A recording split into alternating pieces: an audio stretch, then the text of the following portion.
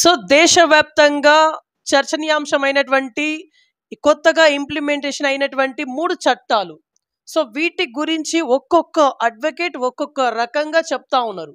ఇప్పుడు మనతోనే senior most అంటే ఒక టాప్ మోస్ట్ అడ్వకేట్ పశుపతి ఈశ్వర్నాథ్ గారు మనతోనే ఉన్నారు. ఇక్కడ హన్మకొండ కోర్టులో నిజంగా ఒక పేరున్నటువంటి ఒక అడ్వకేట్. మోడల్ కోడ్ ఫర్ ఇండియాలో భాగస్వాములైనటువంటి ఒక వ్యక్తి అని చెప్పొచ్చు సూటిగా చెప్పాలనుకుంటే. ఇక్కడ ఈ 3 చట్టాల గురించి ఇప్పుడు ఈశ్వర్నాథ్ గారు ఏం చెప్పబోతున్నారు? ఎందుకంటే ఇక్కడ కొంతమంది అడ్వకేట్స్ దీన్ని అపోజ్ చేస్తూ ఉన్నారు, మరికొంతమంది అడ్వకేట్స్ దీన్ని స్వాగతిస్తూ ఉన్నారు.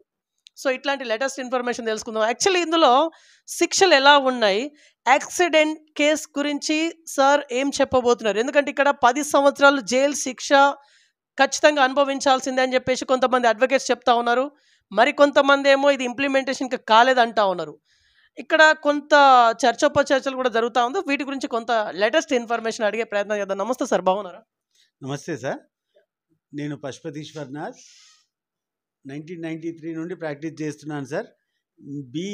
మీ ఆర్గనైజేషన్ బీవీఆర్ టీవీ న్యూస్ వారు వీటి గురించి చర్చలు వాటిని పాల్గొంటూ వాటి గురించి ప్రజలకు వివరణ తెలియజేస్తున్నందుకు మీ యాజమాన్యానికి ధన్యవాదాలు.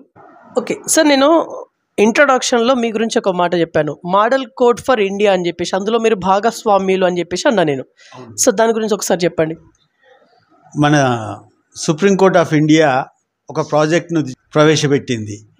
అదేంటంటే కోర్టులో ఉండే సౌకర్యాలు జడ్జెస్కి కానీ అడ్వకేట్స్కి కానీ కక్షిదారులకు కానీ సాక్ష్యం ఇచ్చేటోళ్ళకి కానీ ఎటువంటి సౌకర్యాలు ఉండాలి, ఎటువంటి పరిస్థితులలో కోర్టు ప్రిమిసెస్ ఉండాలి, కోర్టు కాంప్లెక్స్ ఉండాలనే దానికి మన వరంగల్ కోర్ట్ అనేది అటువంటి ఫెసిలిటీస్ చేసినందుకు సెలెక్ట్ చేశారు. మోడల్ కోర్ట్ ఆఫ్ ఇండియాగా సెలెక్ట్ చేసి దాన్ని డిక్లేర్ చేశారు.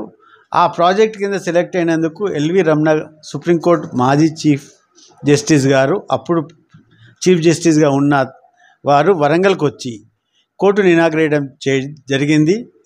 మన వరంగల్ పాత కోర్టుకు కొత్త కోర్టుకు ఉన్న మార్పులు చేర్పులు ఏంటి అనేవి కూడా ఒక కాఫీ బుక్ అనేది తయారు చేస్తూ ప్రతి హైకోర్టులో ఈ బుక్ను మోడల్గా పంపించడం జరిగింది.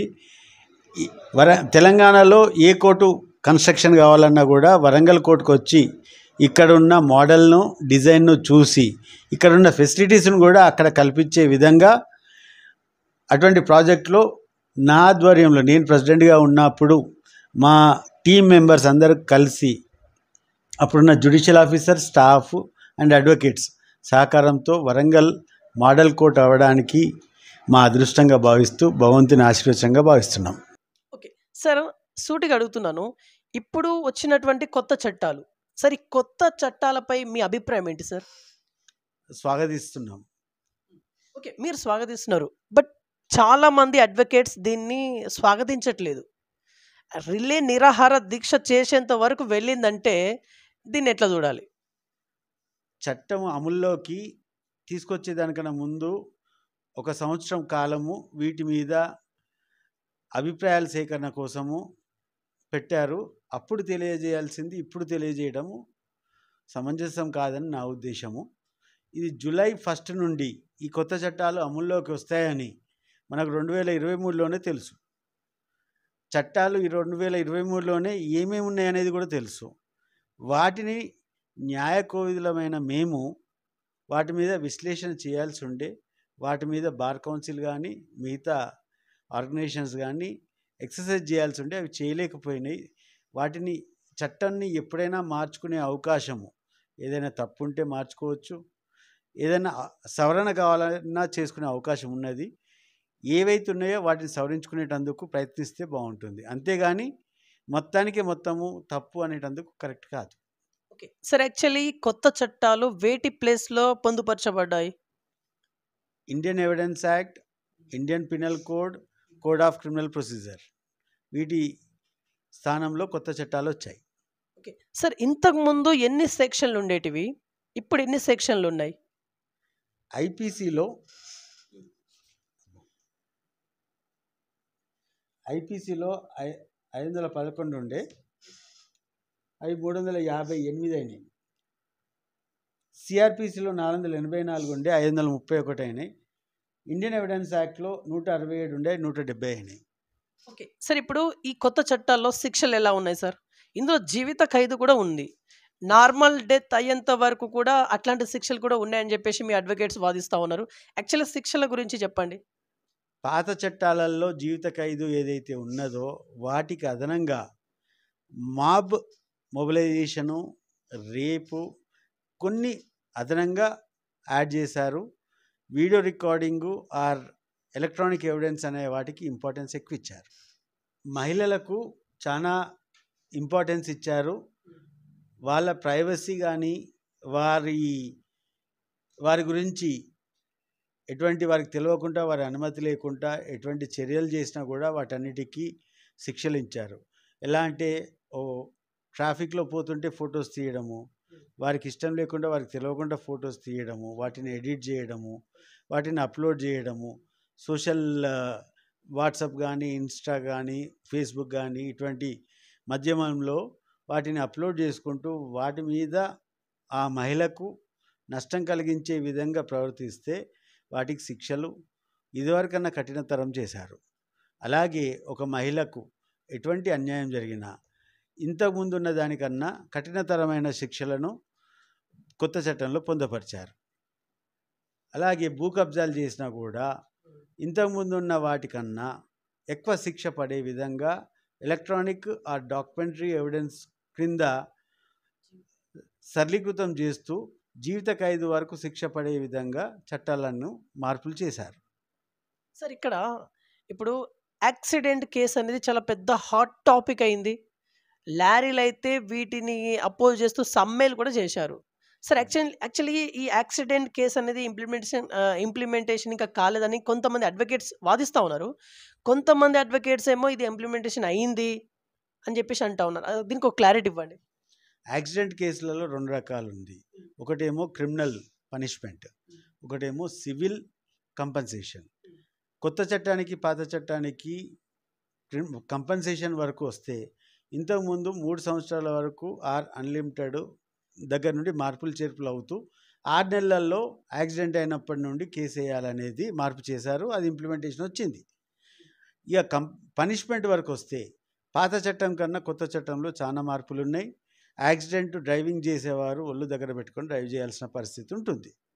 ఓకే, ఇప్పుడు 10 years జైలు శిక్ష అనేది ఉందా లేదా? ఒక యాక్సిడెంట్ కేసులో ఫర్ ఎగ్జాంపుల్ అయింది, ఇప్పుడు తెలియకుండానే అవుతుంది యాక్సిడెంట్ అనేది, తెలిసి అయితే కాదు.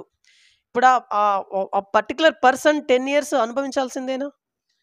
ఎవిడెన్స్ బేస్ చేసుకుంటూ జడ్జిమెంట్ ఉంటుంది. అప్ టు 10 years అనేది అక్కడున్న సాక్షులు, వాటి విచారించే జడ్జు, కొట్లాడే అడ్వకేటు, అక్కడ పరిస్థితులకు అనుగుణంగా ఆ శిక్ష ఎంత అనేది ఆ జడ్జి గారి డిస్క్రిషన్. ఓకే సార్, ఇక్కడ ఎలక్ట్రానిక్కి ప్రైమరీ ఎవిడెన్స్ కింద పెట్టారని చెప్పేసి మీరు అంటా ఉన్నారు. ఫర్ ఎగ్జాంపుల్ ఒక వీడియో ఉంది, ఒక వీడియోని లేని దాన్ని ఉన్నట్టుగా కూడా చిత్రీకరించే ఎడిటింగ్, అట్లాంటి ప్రాసెస్ ఇప్పుడున్నటువంటి టెక్నాలజీ మనం బతుకుతూ ఉన్నాం. మరి ఇప్పుడు మిస్యూజ్ అవ్వదని ఏంటి గ్యారంటీ? ప్రైమరీ రికార్డింగ్ అనే దాన్ని ఎవరు మార్చలేరు. ప్రైమరీ రికార్డింగ్ అనే ఇన్స్ట్రుమెంట్ను బేస్ చేసుకుంటూ ఎవిడెన్స్ రికార్డ్ అవుతుంది. దాన్ని కనుక ఎడిట్ చేసినా, మాడిఫై చేసినా, ఇంకే ఏ రకంగా హ్యాక్ చేసినా దాన్ని కనుక్కునేటందుకు ఫెసిలిటేట్ అయిన చట్టాలు ఉన్నాయి, ప్రొసీజర్ ఉన్నది. ఇన్ఫర్మేషన్ టెక్నాలజీలో దానికి సంబంధించిన టెక్నాలజీ ఉన్నది. ఒకసారి రికార్డ్ అయింది అంటే దాన్ని ఎడిట్ చేస్తే ఎలక్ట్రానిక్ సిస్టమ్ కంప్యూటర్లో దానికి సంబంధించిన ఇన్ఫర్మేషన్ తీసుకునే అవకాశం ఉంది. ఓకే సార్, ఇక్కడ IPC, CrPC, Indian evidence act ఏవైతే ఉన్నాయో ఇప్పుడు అవి రద్దు కాబడ్డాయా లేకుంటే యాక్టివ్లోనే ఉన్నాయా ప్రజెంట్? కొత్త చట్టాలకు రెట్రాస్పెక్టివ్ కాదు. జూలై 1 కన్నా ముందున్న చట్టాలు, అప్పుడున్న కేసులకు సంబంధించి అవి నడిచినంత వరకు పాత చట్టాలకు అనుగుణంగానే శిక్షలు కానీ వాటికి ప్రొసీజర్ కానీ ఉంటుంది. కొత్త చట్టం అనేది రెట్రాస్పెక్టివ్ ఎఫెక్ట్ ఇవ్వలేదు కాబట్టి జూలై 1 నుండి కొత్త చట్టాలకు ఉంటాయి. పాత చట్టాలని అంతకుముందు ఉన్న నేరస్మృతి ప్రకారము జరుగుతుంటాయి. ఓకే సార్, ఇప్పుడు స్టేషన్ బెయిల్ ఉందా లేదా అంటే ఇప్పుడు కొంతమంది స్టేషన్ బెయిల్ లేదంటా ఉన్నారు, మరి కొంతమంది యథావిధంగా స్టేషన్ బెయిల్ అదే విధంగా ఉంటుందని చెప్పేసి అంటా ఉన్నారు. ఏం చెప్తారు? స్టేషన్ బెయిల్ ఉంది, సెక్షన్ మారింది. ఇదివరకు సెక్షన్ 41 ఉండే, ఇప్పుడు సెక్షన్ 61 కింద ఉంది. ఇప్పుడు పోలీస్ వాళ్ళకి చాలా అధికారం ఇచ్చారంట. అవును. మరి ఇది మిస్యూజ్ అవుతుందని చెప్పేసి అనేవాళ్ళు చాలా పెద్ద ఎత్తున బయటకు వస్తున్నటువంటి ఒక స్టేట్మెంట్ ఇది. ఏం చెప్తారు? ప్రతి వ్యవస్థలో చట్టానికి విరుద్ధంగా ప్రవర్తించే ఆఫీసర్లు ఉన్నప్పుడు ఎక్కడైనా ఏదైనా మిస్యూజ్ అయ్యే అవకాశం ఉంటుంది. చట్ట పరిధిలో పనిచేసేవారు మిస్యూజ్ చేయరు. అటువంటి వాటిని ప్రజా సంఘాలు కానీ మిగతా మా అడ్వకేట్స్ కానీ ఎదుర్కొనేటందుకు సిద్ధంగా ఉన్నాం. ఓకే. సరే, ఇంటర్వ్యూ ద్వారా మీరు ప్రజలకు ఇప్పుడు ఏం మెసేజ్ ఇవ్వాలనుకుంటున్నారు? చట్టాలను గౌరవించండి, చట్టం మిమ్మల్ని రక్షిస్తుంది. ఓకే. ఇప్పుడు ఈ కొత్త చట్టాలకి నిరసనగా ఎవరైతే చేస్తా ఉన్నారో మీలాంటి సీనియర్ అడ్వకేట్స్ అందులోనూ, ఇప్పుడు వాళ్ళకి మీరేమైనా చెప్పాలనుకుంటున్నారా ఈ సందర్భంగా? దాని గురించి డిబేట్ పెట్టి ఏవైతే అవసరం ఉన్నాయో వాటిని మార్పులు చేసేటందుకు అందరం కలిసి ప్రయత్నిస్తే ప్రజలకు న్యాయం జరుగుతుంది. ప్రభుత్వం పరంగా మనము ఒత్తిడి తీసుకొని రావచ్చు. ఓకే. ఇప్పుడు ఎంత చేసినా కూడా ఒక్కసారి ఇంప్లిమెంటేషన్ అయిందంటే ఇక అంతే కదా? కాదు, దాన్ని సవరించే అవకాశం ఉంది. సవరించే అవకాశం ఏ సెక్షన్లకు అవసరమో ఆ సెక్షన్లను గుర్తిస్తూ ఆ సెక్షన్లకు అనుగుణంగా మనము స్టెప్స్ వేస్తే బాగుంటుంది. వాటి గురించి మనం కొట్లాడితే బాగుంటుంది. ఓకే. ఈ 3 చట్టాల పేర్లు పలకడానికి అనీజీగా ఉందని చెప్పేసి మీలాంటి సీనియర్ అడ్వకేట్సే వాదిస్తూ ఉన్నారు. నిజంగా అనీజీగా ఉందా? లేదు. ఎందుకంటే చట్టము, సంస్కృతము, హిందీ అనేది మన భారతీయ సంస్కృతికి సంబంధించినవి. వాటికి అనుగుణంగా ఈ చట్టాల పేర్లు పెట్టడం స్వాగతించాలి. ఓకే. ఇక్కడ ఇప్పుడు అపోజ్ చేసినటువంటి న్యాయవాదులందరూ బీజేపీని టార్గెట్ చేస్తున్నట్టుగా ఒక స్టేట్మెంట్ బయటకు వస్తూ ఉంది. నిజంగా ఇది బీజేపీని టార్గెట్ చేయడం కోసమేనా? ఎవరైతే మంచి చేస్తారో వారికి విరుద్ధంగా మాట్లాడేటందుకు చాలా సంఘాలు ఉంటాయి, చాలా మంది ఉంటారు. ఎవరి విజ్ఞత వాళ్ళది. ఓకే సార్, ఒక క్వశ్చన్ మీ గురించి అడుగుదాం. ఒకటే ఒక క్వశ్చన్ సార్, మీరు ఎప్పటి నుంచే ప్రాక్టీస్ చేస్తూ ఉన్నారు? ఇప్పటిదాకా మీరు వాదించినటువంటి కేసులలో మీకు సాటిస్ఫాక్షన్ ఇచ్చినటువంటి ఒక్క కేసు మాత్రమే చెప్పండి. ప్రతి కేసు సాటిస్ఫాక్షనే. ఎందుకంటే మనం ప్రతి కేసును కూడా వాటిని క్షుణ్ణంగా పరిశీలించి కొట్లాడాల్సిన బాధ్యత ఉంటుంది. మనం చట్టవిరుద్ధంగా సలహాలు ఇవ్వద్దు. మనము చట్ట పరిధిలో పనిచేయాల్సిన బాధ్యత ఉన్నది కాబట్టి ఆ పరిధిలో పనిచేస్తున్నాను. నల్లకోట వేసుకున్నప్పటి నుండి ఇప్పటివరకు నేను చేసే ఏ పని అయినా నా దగ్గరకు వచ్చిన క్లయింట్కు న్యాయం చేయాలని కోరుకుంటూ అదేవిధంగా అడుగులు వేస్తున్నాను. ఓకే సార్, ఈ కొత్త చట్టాల వల్ల ప్రజలు ఇప్పుడు భయపడాలా అవసరం లేదా? భయపడాల్సిన అవసరం లేదు. తప్పు చేయని వాడు ఎప్పుడూ భయపడాల్సిన అవసరం లేదు. పాత చట్టమైనా కొత్త చట్టమైనా తప్పు చేసిన వాడు ఎప్పుడైనా భయపడాలి. Okay sir, last and finally interview ముగించే ముందు ఈ కొత్త చట్టాల గురించి ఏమైనా చెప్పి ముగించాలనుకుంటున్నారా? కొత్త చట్టాలను స్వాగతిస్తూ సవరణలు అవసరం ఉన్న దగ్గర సవరణ చేసేటందుకు నా సహోదర అడ్వకేట్స్ ఏదైతే కృషి చేస్తున్నారో దాంట్లో కూడా నేను భాగం తీసుకుంటూ అవసరం ఉన్న వరకు ఏదైతే అవసరమో నా వంతు సహకారం నేను చేసేందుకు ముందుకు రెడీగా ఉన్నాను. సార్, యాక్చువల్లీ ఇంకో క్వశ్చన్, ఇప్పుడు సత్వర న్యాయం జరుగుతుందా జరగదా? ఖచ్చితంగా జరుగుతుంది. కానీ ఇదే క్వశ్చన్కి మీలాంటి సీనియర్ అడ్వకేట్స్ సత్వర న్యాయం అయితే ఇప్పుడు జరగదు అంటా ఉన్నారు. మరి ఎవరి అభిప్రాయం వారిదండి. సత్వర న్యాయం జరగాలంటే జ్యుడిషియరీ ఎంత కష్టపడుతుంది అనేది మిగతా డిపార్ట్మెంట్స్ కన్నా జ్యుడిషియరీ ఎక్కువ కష్టపడుతుంది. ఇక్కడ సత్వర న్యాయం జరగాలంటే కోర్టుల సంఖ్య పెరగాలి, తద్వారా జడ్జిల సంఖ్య కూడా పెరగాలి, అప్పుడే సత్వర న్యాయం జరుగుతుంది, అంత ఫాస్ట్గా అవుతుందని చెప్పేసి అంటా ఉన్నారు. ఇదొక స్టేట్మెంట్ బయటకు వస్తూ ఉంది. ఇది మేబీ మీరు కూడా వినే ఉండాలి నాకు తెలిసి. అయితే అది నిజమే. ఎంతమంది అయితే జనాభా ఉండాలనో దానికి అనుగుణంగా కావాల్సిన న్యాయ వ్యవస్థ కూడా ఉండేటందుకు ఏదైతే ఉన్నదో అది లేదు. దానికోసం మనం ప్రయత్నం చేయాలి. ఓకే, ఇంకేమైనా ఉందా సార్ చట్టాల గురించి? అంతేనా? ధన్యవాదాలు. రైట్. సో ఇది ఇవాల్టి ఇన్ఫర్మేషన్. చూసిన ఉండండి BVR TV news. Until then bye bye, take care.